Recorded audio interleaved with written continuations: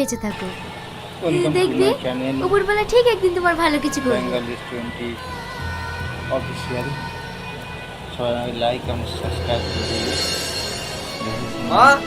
আব্বা বাবু তুই আসবি তো, একবার ফোন করে আসতে হয় না? আমি যেটা জানতে এসেছি সেটা বলো। কি জানতে চাস? সানিয়া কোথায়? ও তো কবেই মারা গিয়েছে, তোকে বলিনি?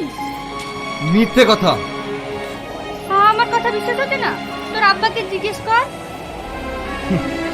তোমরা যে জ্যান্ত মানুষকে মৃত বানাতে পারো এটা শুনে খুব ভালো লাগছে। তোমরা ভীষণ অন্যায় করেছো মা। সাবস্ক্রাইব করো। ওর কোনো দোষ ছিল না, সমস্ত দোষ ছিল তোমার ছেলে।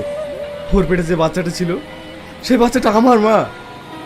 তোমরা একটা নিরপরাধ মেয়েকে কলঙ্কের দাগ লাগিয়ে গ্রাম ছেড়ে করেছো, যার কোনো দোষ ছিল না। ছি, তোমরা যেটা করেছো সেটা ভাবতেও আমার ঘৃণা হচ্ছে। শোন, আমরা যেটা করেছি সেটা তোর ভালোর জন্যই করেছি। রাখো তোমার ভালো।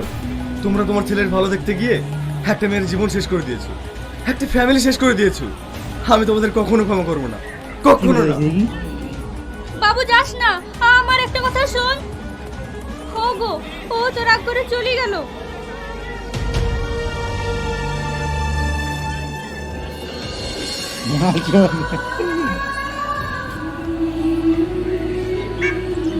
সাবস্ক্রাইব